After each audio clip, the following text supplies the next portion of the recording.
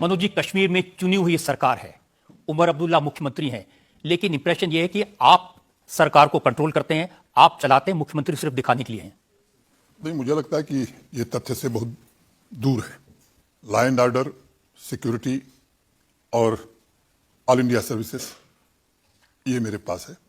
बाकी सारे डिपार्टमेंट जो डेवलपमेंट से रिलेटेड हैं वो चुनी हुई सरकार के पास है। और मैं अपनी सीमाएं जानता हूं। मैं कभी सीमा का अतिक्रमण करूं ये मैं न कभी किया है मैंने, न कभी करूंगा। मनोज जी, चुने हुए मुख्यमंत्री को फातिहा पढ़ने न जाने दिया जाए, उनको घर में बंद कर दिया जाए, वो दीवार टाप के बाहर आए और फिर फातिहा पढ़ने जाए, ये कैसे हो सकता है? नहीं, देखिए, ऐसा कि 13 जुलाई को वहां क्या घटना है उसके विवरण में मैं नहीं जाता हूं। कुछ लोग उसे एक इंपॉर्टेंट डे मानते हैं और वहां जाते हैं फातिहा पढ़ने, तो वहां प्रतिबंध केवल 13 जुलाई को ही रहता है। मुझे लगता है कि 14 तारीख को मुख्यमंत्री जी का जो कार्यक्रम निकला था, आपने डिटेल पढ़ा होगा, वो सचिवालय जा रहे थे। अचानक उस जगह पर वो पहुंचे और उनके पिताजी मुख्य द्वार से गए, उनके साथ के कुछ और मंत्री मुख्य द्वार से गए, तो बाकी लोग मुख्य द्वार से जा रहे थे। चारदीवारी फांद के जाना पड़ा। मुझे पुलिस ने जो मुझे बताया है कि वो दीवार ऊंची थी और जब मुख्यमंत्री जा रहे थे तो वहां एक यंग ऑफिसर लगा हुआ था। उसको भय हुआ कि कहीं इतनी ऊंचाई से कूदेंगे तो चोट न लग जाए, तो उसने केवल उनसे अनुरोध किया कि ये उचित नहीं है, इसमें चोट लग सकती है आपको। कोई रोक नहीं थी, केवल उनका तो ये कहना है कि उनको घर से निकलने पर रोक लगा दी गई थी। उनके पिताजी 3 व्हीलर में गए, उनकी एक मंत्री 2 व्हीलर पे गई, छुप छुपा के जाना पड़ा उनको।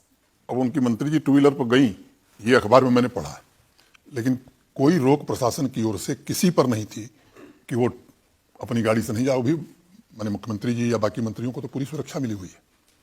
तो मुझे नहीं लगता कि पुलिस का जो वर्जन है, मुझे लगता है कि उसको भी आपको दर्शकों को दिखाना चाहिए। ये अजीब बात है कि पुलिस रोक नहीं रही और वो डर के मारे दीवार फांद के जा रहे हैं, ये कैसे हो सकता है? नहीं, मैं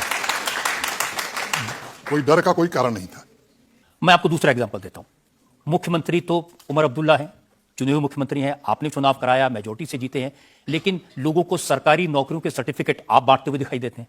जो मैं नियुक्ति पत्र बांट रहा हूं, ये टेरर विक्टिम फैमिलीज हैं।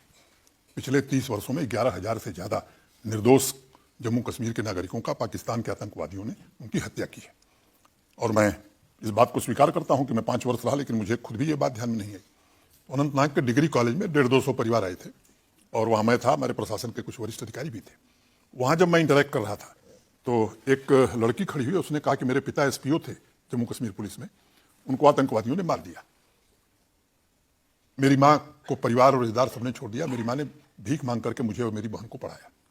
वो दृश्य मैं कहूँ कि या तो 22 अप्रैल को मैं दुखी था, 23 अप्रैल को, और या उस दिन एक टेरर विक्टिम फैमिली का नौजवान था, उसने कहा कि साहब मेरे पिता की हत्या कर दिया, मेरे वालिद को मार दिया आतंकवादियों ने। और मैं दौड़ता रहा, FIR नहीं हुई। एक तीसरे ने मुझे वहीं कहा कि मेरे वालिद की हत्या भी हुई और हमारा घर और हमारी प्रॉपर्टी भी आतंकवादियों ने कब्जा कर लिया। तो वहीं एट स्पॉट मैंने घोषित किया, ये अधिकार LG को है, क्योंकि ये कानून व्यवस्था से रिलेटेड मामला है। कि SRO 43 में ऐसे परिवार जो जेन्युइन हकदार हैं नौकरी के, उनको नौकरी भी देंगे। जिनकी FIR नहीं, उनकी FIR भी कराएंगे। जिनको आतंकवादियों ने मारा, उनकी प्रॉपर्टी जब्त कर ली, तो प्रॉपर्टी भी उनसे आतंकवादियों से लेकर के उनको सुपुर्द करेंगे। और एक और बात हमने कही कि अगर टेरर विक्टिम फैमिली से कोई स्वरोजगार के लिए, सेल्फ एम्प्लॉयमेंट के लिए आगे आना चाहता है, तो प्रधानमंत्री मुद्रा योजना में आप जानते हैं कि बिना किसी कोलेटरल गारंटी के बैंक पैसा देते हैं, तो पैसा भी दिलवाएंगे, हैंड होल्डिंग भी करेंगे। तो ये 4 फैसले हमने किए।